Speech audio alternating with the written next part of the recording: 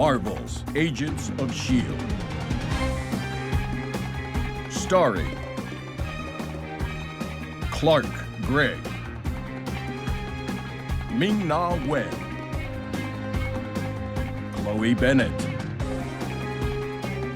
Elizabeth Henstridge, Henry Simmons, Natalia Cordova-Buckley, Jeff Ward. So if you enjoyed this video, please remember to subscribe and all that, and we've been doing absolutely amazing with subscribers lately, and I'm hoping to reach 400 pretty soon, which will be awesome. So thank you very much for watching this video anyway. You must be Daisy. I'm here to help. I want to be an agent of S.H.I.E.L.D. Why not let S.H.I.E.L.D. make this universe the best it can be? And how do you plan on doing that? Killing. Director of S.H.I.E.L.D. gone rogue.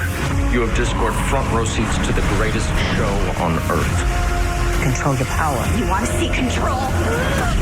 Marvel's Agents of S.H.I.E.L.D. The final mission continues next Wednesday on ABC. So honestly, I was kind of thinking that this entire episode might just be based at the lighthouse and just show us the team there, while the tag of the episode would be the Zephyr 1 crew setting them up for episode 12, with maybe something with Fitz. But this promo obviously clearly shows us that Malik and the Zephyr will play a part, which I'm happy about because I'm really intrigued to see what that part of the episode is about. We also see here that Malik likely contacted the Chronicom somehow, maybe because he believes they'd know where Fitz is and he can use their help to find him, or worst case scenario is that Gemma told him where she last remembers Fitz was, and now Malik got in touch with the Chronicoms in order to tell them where Fitz could be.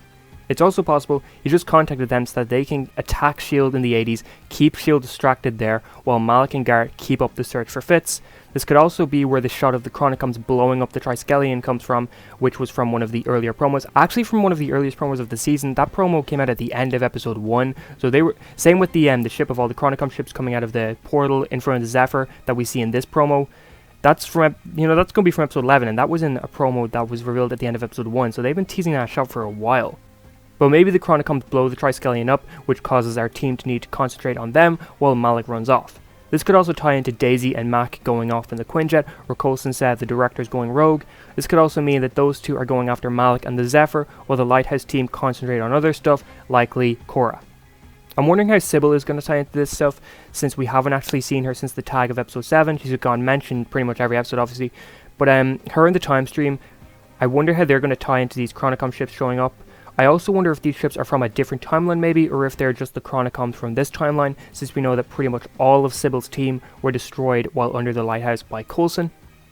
In terms of Deke, I'm also really excited to see how he handles being on the Zephyr, and if he's able to actually stay hidden or if he gets caught quickly. I think it's likely he'll stay hidden, be able to help Simmons somehow, kind of like Fitz and Simmons on board the bus at towards the end of season 1, which resulted in them, ending up in the ocean because of Ward. It also seems that the biggest part of the episode will be all about the Lighthouse team dealing with Korra. I have no idea what is going on with her wanting to join S.H.I.E.L.D., whether it's legit or she's just being sneaky and trying to trick the team. I think the sneaky bit's likely because it feels weird that she'd have a change of heart that fast. I also like how Daisy just immediately slams Korra into the wall with her powers, which adds to the idea that Daisy is now more angry and violent than she's been on the entire show since Jiaying just died. And Korra also played a huge part in that, so that's going to make Daisy even more angry. I'm also pretty up to see what the dynamic between Korra and Daisy are, and if we'll get any major dialogue between them, or if Daisy is just not going to want to talk to her at all. It also seems like May might sort of give Korra some training, similar to how she trained Daisy back in seasons 2 and 3, although I don't know how likely this is, given there's only 3 episodes left, and I don't think Daisy would be cool with May doing this. It also looks like Korra kills one of the 2 surviving mercenaries immediately, and due to the bandage on one of their legs, it seems that this is the guy who took Lee's powers, which is a little weird to me, because Lee, a legitimately badass character, died for this mercenary, and we had a decent bit of focus on this mercenary last episode, so after him being defeated immediately, I was like, okay, this might be like Nathaniel, where he gets defeated pretty pathetically, but he'll probably do something next episode, but now it looks like he really was just a random dude being used to push certain characters along, which is kind of annoying.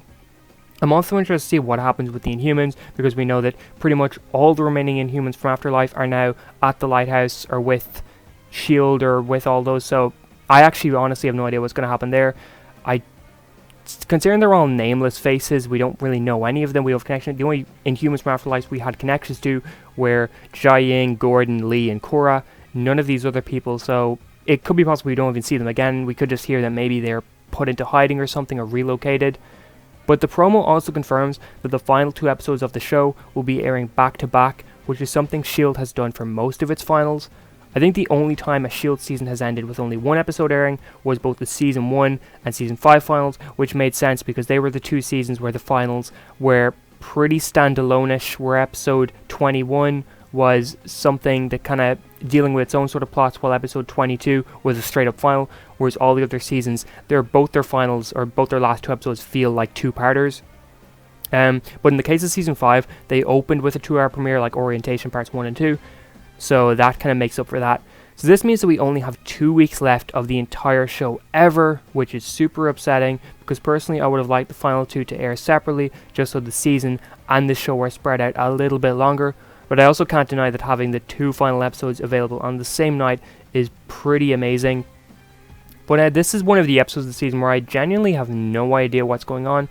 I don't know if they're going to spend too long on Cora, even though it seems like she'll be the main part of this episode. I'm kind of hoping that's something we deal with pretty quickly, or we don't spend too much time on the Team Talkative, because we've got 3 episodes left, only 2 more weeks of episodes.